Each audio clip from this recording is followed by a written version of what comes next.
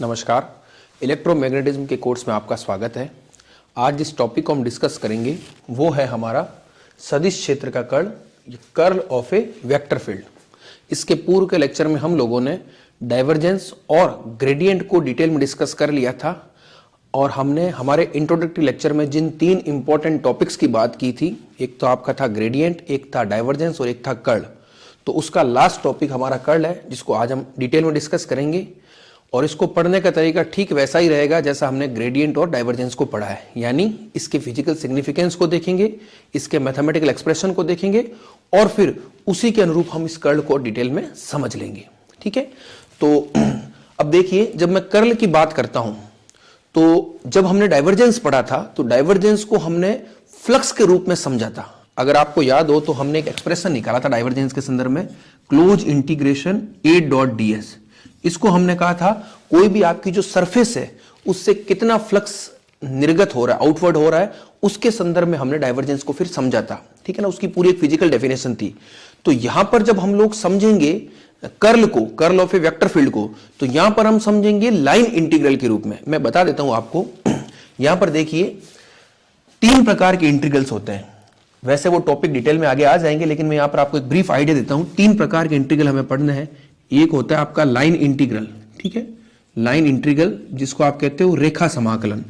एक होता है आपका सरफेस इंटीग्रल, ठीक है, जिसको हम कहते हैं पृष्ठ समाकलन। और एक होता है आपका वॉल्यूम इंटीग्रल, जिसको हम कहते हैं आयतन समाकलन। ये सब चीजें आपके पहले पढ़ी हुई है, लेकिन फिर भी डिटेल में इनको हम आगे देखेंगे, इसी चैप्टर में आगे देखेंगे। लाइन इंटीग्रल सिंपल सा होता है, किसी लाइन के अलोंग जब आप इंटीग्रेशन करते हो तो लाइन इंटीग्रल। जब इस तरह का आपको साइन दिखता है डबल इंटीग्रल, जब आप किसी पृष्ठ के अनुदिश या पृष्ठ किसी सरफेस के अलोंग आप जब इंटीग्रेशन करते हो तो उसको हम कहते हैं सरफेस इंटीग्रल। और जब इंटीग्रेशन आपका ओवर द वॉल्यूम होता है, पूरे आयतन के लिए होता है, तो वो ट्रिपल इंटीग्रल होता है, इसको हम कहते हैं वॉल्यूम इंटीग्रल। तो यहां पर तो हमें लाइन इंटीग्रल समझना है। तो जिस प्रकार से फ्लक्स के आधार पर हम डाइवर्जेंस को समझा था, तो यहां पर हम किसी सदिश क्षेत्र के रेखा समाकलन के कॉन्सेप्ट को लेते हुए कर्ल को समझेंगे। तो यहां पर आप एक साइड में चीज लिख लीजिए, मैं लिख देता हूं, किसी सदिश क्षेत्र का रेखा समाकलन। इसको हम कैसे लिखते हैं वो आप ध्यान रखिए। जैसे फ्लक्स को हम इस रूप में लिखते हैं, आपको पता था, उसी प्रकार से किसी सदिश क्षेत्र का रेखा समाकलन, line integral of A vector, तो उसको हम कैसे लिखते हैं? उसको हम ऐसे लिखते हैं, close integration A dot DL. अब देखिए, जब आप ए डॉट डीएस निकाल रहे थे तो आपके पास एक बंद सतह थी। मैंने दो लाइन वहां पहले लिखी थी कि कोई भी जो वॉल्यूम होगा वो सदैव एक बंद सतह द्वारा परिबद्ध होगा। तो फ्लक्स हमेशा उस बंद सतह के लिए निकालते हैं। और कोई भी जो क्षेत्रफल होता है वो हमेशा एक बंद पथ द्वारा या एक लूप द्वारा परिबद्ध होता है। तो सतह पर जब मान लीजिए आपके पास कोई सतह है, तो सतह को तो हम छोटे छोटे डीएस एलिमेंट में बांट रहे थे और हर एलिमेंट के लिए डॉट डीएस निकाला। उसी प्रकार से जब हम किसी सदिश क्षेत्र का रेखा समाकलन निकालेंगे तो वहां पर आपके एक लूप होगा या बंद पथ होगा। तो पथ को हम क्या करेंगे? स्मॉल स्मॉल लेंथ एलिमेंट में बांटेंगे। सपोज कीजिए आपके पास इस तरह का कोई लूप है, तो इसमें क्या होगा? ये डीएल अमाउंट, ये डीएल अमाउंट, ये डीएल अमाउंट, इस तरह से पूरी लूप पर हम चलेंगे डीएल अमाउंट लेते हुए। और हर डीएल अमाउंट के लिए हम क्या निकालेंगे? उस स्मॉल लेंथ के लिए सदिश क्षेत्र का मान कितना है इनटू या डॉट प्रोडक्ट उस लेंथ के साथ। तो ए डॉट डीएल, पहले मान लीजिए, सपोज करो, मैं इसको थोड़ा बड़ा करके दिखाता हूं। सपोज करो ये आपका कोई लूप है या बंद पथ है, तो ये आपने स्मॉल एलिमेंट लिया, तो इसके लिए हम क्या निकालेंगे? ए डॉट डीएल निकालेंगे। फिर इसी प्रकार से इस स्मॉल एलिमेंट के लिए क्या निकालेंगे? ए डॉट डीएल निकालेंगे। ऐसे इस पूरे लूप के लिए निकालेंगे, तो उसको हम क्या लिखेंगे? Close integration A dot DL. ये जो क्वांटिटी होती है ये आपकी कहलाती है किसी सदिश क्षेत्र का रेखा समाकलन किसी बंद पथ के अनुदिश। तो ये आपको ध्यान रखना है। आगे जब मैं इसको फिजिकली विजुअलाइजेशन के संदर्भ में जब मैं कर्ल के लिए जाऊंगा तो ये कॉन्सेप्ट या ये क्वांटिटी आपके काम आने वाली है। ठीक है, अब हम लोग कर्ल की डेफिनेशन को देखते हैं कि उसको हम किस रूप में देखेंगे। तो मैं यहां पर कुछ लिख देता हूं, उसको आप नोट कर लीजिए। देखिए, मैंने यहां पर कुछ लिखा है। मैंने लिखा है किसी सदिश क्षेत्र के कर्ल को गणितीय रूप में निम्न प्रकार परिभाषित किया जाता है। तो curl of A is equal to del cross A. जैसे आपको पता है, आपने डाइवर्जेंस को लिखा होगा इस प्रकार से, जो डाइवर्जेंस ए था वो था आपका डेल डॉट ए। उसी प्रकार से कर्ल ए को हम कैसे लिखते हैं? Del cross A. तो यहां पर आप एक चीज ये भी नोट कर लीजिएगा कि कर्ल हमेशा किसका लिया जाता है? सदिश क्षेत्र का लिया जाता है और उसका आंसर भी कैसा आएगा, सदिश आएगा। क्यों? क्योंकि यहां पर क्रॉस प्रोडक्ट है। कैसा प्रोडक्ट है? क्रॉस प्रोडक्ट है। डाइवर्जेंस में देखो, डाइवर्जेंस भी हमेशा वेक्टर फील्ड का लिया जाता है, लेकिन उसका आंसर हमेशा क्या आता है, अदिश आता है। लेकिन कर्ल लिया भी वेक्टर फील्ड का जाएगा, आंसर भी वेक्टर आएगा। और वेक्टर आएगा इसका मतलब क्या हो गया, वेक्टर आएगा इसका मतलब हो गया कि उसका जो भी आंसर होगा उसमें एक्स घटक भी होगा, वाई घटक भी होगा, जेड घटक भी होगा। तो ये जो डेल क्रॉस ए लिखा है, इसको मैं देखो ऐसे लिख सकता हूं, डेल क्रॉस ए का आपके एक्स कंपोनेंट आई कैप ऐसे लिख सकते हैं, प्लस डेल क्रॉस ए का y component j cap plus del cross A का जेड कंपोनेंट के कैप। तो इन जनरल हम इस प्रकार से लिख सकते हैं। ये डेफिनेशन कैसे आई वो मैं जब एक इंपॉर्टेंट डेरिवेशन होगा, जिस तरह से हमने डाइवर्जेंस के संदर्भ में पढ़ा था, कार्टेशियन कोऑर्डिनेट में डाइवर्जेंस को हम कैसे लिखते हैं, उसी प्रकार से कार्टेशियन कोऑर्डिनेट में हम कर्ल को कैसे लिखते हैं वो मैं पूरा डेराइव करके बताऊंगा। अभी आप सिर्फ इसको याद रखिए या इसको नोट डाउन कर लीजिए। तो कर्ल ए को हम कैसे लिखते हैं, डेल क्रॉस ए। ये इसकी है मैथमेटिकल डेफिनेशन। अब हम लोग इसकी फिजिकल डेफिनेशन को प्राप्त करेंगे और उसको विजुअलाइज करेंगे कि किस प्रकार से curl of A vector field को हम कैसे दर्शाते हैं। आप याद कीजिए, जब हमने डाइवर्जेंस पढ़ा था तो डाइवर्जेंस के लिए आपने एक फिजिकल डेफिनेशन लिखी थी, क्या, divergence A is equal to limit d tau tends to 0 close integration A dot d s upon d tau. ये इस प्रकार की एक फिजिकल डेफिनेशन लिखी थी। तो ठीक इसी प्रकार की, ठीक है ना, पैरामीटर कुछ चेंज होंगे लेकिन इसी प्रकार की डेफिनेशन हम कर्ल के लिए भी लेकर के आएंगे और उसको हम फिजिकली विजुअलाइज भी करेंगे। आपने डाइवर्जेंस को कैसे विजुअलाइज किया था, डाइवर्जेंस के लिए हमने क्या किया था कि जिस पॉइंट पर, क्योंकि डाइवर्जेंस हो या कर्ल हो वो हमेशा एक पॉइंट के लिए निकाला जाता है, तो जिस पॉइंट पर आपको डाइवर्जेंस निकालना है उस पॉइंट को लेते हुए हमने एक वॉल्यूम क्रिएट किया और वो वॉल्यूम जो था वो एक बंद सतह द्वारा परिबद्ध था।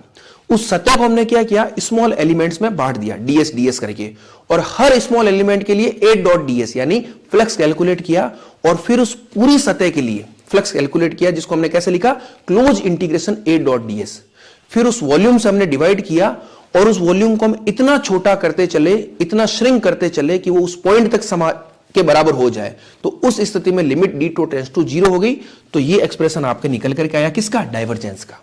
ठीक है, तो ठीक इसी प्रकार से एक्सप्रेशन हम कर्ल के लिए भी निकालने वाले हैं। लेकिन यहां पर देखिए, डाइवर्जेंस के लिए हमने उसको सीधे ही समझ लिया था, लेकिन कर्ल का जो भी आंसर होगा, curl of A vector field का आंसर क्या होता है, एक सदिश के रूप में होता है। तो इसकी 3 घटक है, आई कैप के अलोंग भी है, जे कैप के अलोंग भी है, के कैप के अलोंग भी है। तो हम सबसे पहले क्या करेंगे, किसी एक घटक के अनुदिश उसको हम किस प्रकार से फिजिकली विजुअलाइज कर सकते हैं वो हम यहां पर सीखेंगे और ठीक उसी तरीके को हम अन्य 2 घटकों के लिए भी प्रयुक्त कर लेंगे। तो सबसे पहले मैं क्या करता हूं, ये जो आपका del cross A z component है इसको मैं बताता हूं, इसको हम कैसे फिजिकली विजुअलाइज करते हैं। जैसा हम इसके लिए देखेंगे ठीक वैसा का वैसा इसके लिए भी हो जाएगा, ठीक वैसा का वैसा इसके लिए भी हो जाएगा। तो मैं यहां पर एक छोटा सा डायग्राम बनाता हूं और आपको ये समझाता हूं कि इसको हम कैसे फिजिकली विजुअलाइज कर सकते हैं।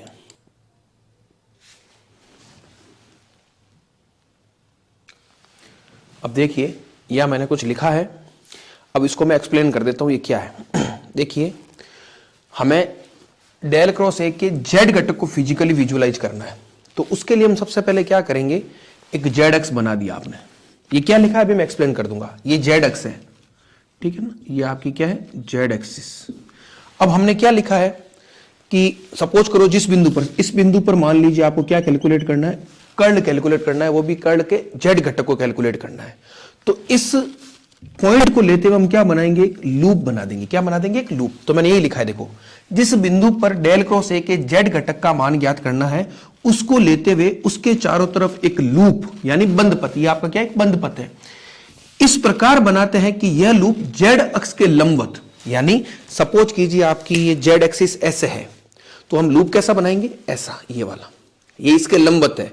तो जेड एक्स के लंबवत कौन सा तल होता है, क्योंकि लूप एक 2 डायमेंशनल स्ट्रक्चर है, तो इससे एक तल बनेगा, वो तल कौन सा हो जाएगा, एक्स वाई तल। तो यही हमने लिखा है, एक्स वाई तल में स्थित हो। तो देखिए, ये आपका एक लूप हो गया। ये लूप किस तल में स्थित है, ये लूप आपका एक्स वाई तल में स्थित है। तो क्या किया, जो भी एक्सिस का कंपोनेंट, अब आप अभी जेड का कर रहे हैं हम, ठीक है, तो जेड एक्सिस उसके लंबवत एक लूप बनाया यानी एक्स वाई तल में, और लूप द्वारा ये जो क्षेत्रफल है ये क्या आपको पता है, लूप द्वारा जो परिबद्ध क्षेत्र होता है, एक क्षेत्रफल बनता है, ठीक है ना, क्योंकि जो क्षेत्रफल होता है वो हमेशा क्या होता है, एक बंद पथ द्वारा परिबद्ध होता है। तो ये पूरा कोई क्षेत्रफल है, इस क्षेत्रफल को हम क्या कह सकते हैं, डेल्टा ए कह सकते हैं। अब मैं क्या करूंगा, इस लूप की कोई एक, जैसे मान लो ये मैं लेंथ ले ली, ये कोई लेंथ ले ली dl, तो इस लेंथ के लिए मैं क्या करूंगा, a डॉट dl निकालूंगा। मैंने यही लिखा है, लूप की किसी लंबाई dl के लिए a डॉट dl का मान ज्ञात करते हैं। तो सपोज करो इस लेंथ के लिए मैंने क्या लिख दिया, a डॉट dl लिख दिया। अब मैं क्या करूंगा, इस क्रम में आगे बढ़ूंगा, फिर dl लंबाई, फिर dl लंबाई, फिर dl लंबाई, इस तरह से बढ़ते बढ़ते बढ़ते पूरे लूप को कवर करूंगा और हर एक dl के लिए मैं क्या निकालूंगा, a डॉट dl निकालूंगा। और फिर जब मैं इस पूरे लूप के लिए a डॉट dl निकालना चाहता हूं तो उसको मैं कैसे लिखूंगा, उसको लिखूंगा close integration a dot dl। तो ये क्या कहलाएगा, इस बंद पथ के अनुदिश इस सदिश क्षेत्र का रेखा समाकलन, उसको हम कैसे लिखते हैं, a डॉट dl लिखते हैं। ठीक है, वहां पर हम a डॉट ds लिख रहे थे, यहां पर a डॉट dl लिख रहे हैं। अब हम इसके z घटक को लिखेंगे कैसे, कि आपने रेखा समाकलन तो निकाल लिया, इस पूरे लूप का क्षेत्रफल कितना है, डेल्टा a। तो अब मैं क्या करूंगा, इसको डेल्टा a से डिवाइड करूंगा, वही ठीक वही तरीका, वहां d2 से डिवाइड या डेल्टा या डेल a से डिवाइड। फिर मैं क्या करूंगा, जिस पॉइंट पर मुझे कर्ल निकालना है तो इस एरिया को मैं क्या करता चलूंगा, श्रिंक करता चलूंगा, छोटा करता चलूंगा। और कितना छोटा करूंगा कि इस पॉइंट तक वो सिमट जाए। तो उस स्थिति को मैं क्या कहूंगा, limit delta A tends to 0। और ये जो क्वांटिटी निकल करके आपके पास आई है, यही हमारा क्या है, यही हमारा है डेल क्रॉस ए का z घटक। तो इस प्रकार से हम फिजिकली विजुअलाइज करते हैं। वापस देख लीजिए, जिस अक्ष के अलोंग आपको डेल क्रॉस ए का घटक निकालना है, उस अक्ष को लेते हुए उसके लंबवत तल में हम एक लूप बनाएंगे। लूप के किसी एक स्मॉल एलिमेंट के लिए हम a डॉट dl फाइंड करेंगे। फिर इसी प्रकार संपूर्ण लूप के लिए हम a डॉट dl फाइंड करेंगे। तो वो होगा उस लूप के अनुदिश या उस बंद पथ के अनुदिश सदिश क्षेत्र का रेखा समाकलन। फिर उस रेखा समाकलन में हम उस लूप के क्षेत्रफल से डिवाइड करेंगे और जिस पॉइंट पर हमें कर्ल के घटक को निकालना है तो उस पॉइंट तक आते आते हम क्या करेंगे, उस एरिया को श्रिंक करेंगे। तो limit delta A tends to 0। तो ये जो क्वांटिटी निकल करके आपके पास आई है वो उस कर्ल का जिस अक्ष को आपने लिया है उसके अनुदिश घटक हो जाएगा। अब मान लीजिए आपको एक्स घटक लिखना है तो यहां पर एक्स एक्सिस ले लीजिए, तल हो जाएगा वाई जेड। आपको वाई एक्सिस लेनी है तो तल हो जाएगा एक्स जेड। तरीका सेम वही रहेगा, ठीक है ना, यही लूप होगा, यही ए डॉट डीएल होगा, सब कुछ वही रहने वाला है। तो मेरे हिसाब से आप इसको फिजिकली विजुअलाइज कैसे करते हैं वो आप समझ गए होंगे। जो हमने कर्ल ए के लिए तीनों घटक लिखे थे, आई कैप, जे कैप, के कैप, वो मैंने यहां पर आपको पूरी तरह से एक्सप्लेन कर दिया है। अब हम लोग मैं एक बार ये जो जेड एक्सिस लिखा है इसके लिए एक्स और वाई का भी छोटा सा डायग्राम बना देता हूं, उसको भी आप नोट कर लीजिए।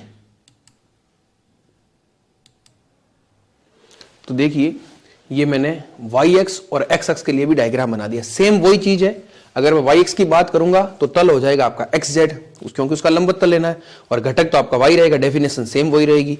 अब ये जो एरिया होगा ये वाई एक्स जेड तल का एरिया हो जाएगा। वहां पर आपके एक्स वाई तल का एरिया था, यहां पर एक्स जेड तल का एरिया। ठीक उसी प्रकार जब हम एक्स एक्सिस लेंगे तो यहां तल हो जाएगा वाई जेड, तो ये एरिया कौन सा हो जाएगा, वाई जेड तल का एरिया हो जाएगा। तो इस प्रकार से हम किसी सदिश क्षेत्र के कर्ल को फिजिकली विजुअलाइज करते हैं। तो ये कर्ल का बेसिक कॉन्सेप्ट मैंने आपको पूरा डिटेल में बता दिया है। जैसा कि मैंने आपको बताया कि अगर आपको न्यूमेरिकल प्रैक्टिस करनी है या कर्ल के किसी भी क्वेश्चन को सॉल्व करना है तो बहुत आसान है, आपको डेल क्रॉस ए निकालना है, बहुत ईजी है। लेकिन बीइंग स्टूडेंट ऑफ फिजिक्स, ठीक है ना, फिजिक्स के विद्यार्थी होने के नाते उसको हम पूरा किस प्रकार से फिजिकली विजुअलाइज करते हैं वो समझना हमारे लिए बहुत जरूरी था। वो मैंने पूरा डिटेल में आपको बता दिया है। तो हमने ग्रेडियंट को भी डिटेल में देख लिया, हमने डाइवर्जेंस को भी देख लिया और हमने कर्ल को भी देख लिया। अब यहां पर एक छोटी सी डेफिनेशन और बच जाती है, वो मैं आपको बता देता हूं। आपको पता है जब हमने डाइवर्जेंस पढ़ा था तो वहां पर हमने एक सोलेनोइडल वेक्टर पढ़ा था। उस सोलेनोइडल वेक्टर को हम कैसे एक्सप्लेन करते थे कि यदि किसी सदिश का डाइवर्जेंस 0 हो तो उस स्थिति में वो जो सदिश होता है वो आपका क्या कहलाता है, परिनाली के सदिश या सोलेनोइडल वेक्टर। ठीक उसी प्रकार से यदि किसी सदिश का कर्ल 0 हो, देखिए जो कर्ल होता है वो रोटेशन को दर्शा रहा है, ठीक है ना। तो अगर कोई भी आपका घूर्णी सदिश है, कोई रोटेशनल वेक्टर है तो उसका कर्ल कभी 0 नहीं होगा, ठीक है।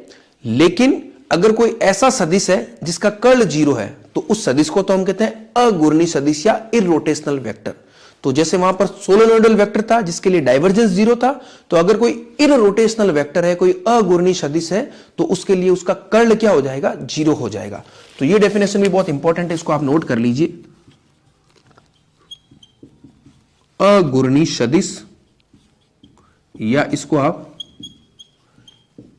इररोटेशनल वेक्टर ये भी कहते हो। और ये बहुत सिंपल सी डेफिनेशन है। क्या डेफिनेशन हो जाएगी, यदि किसी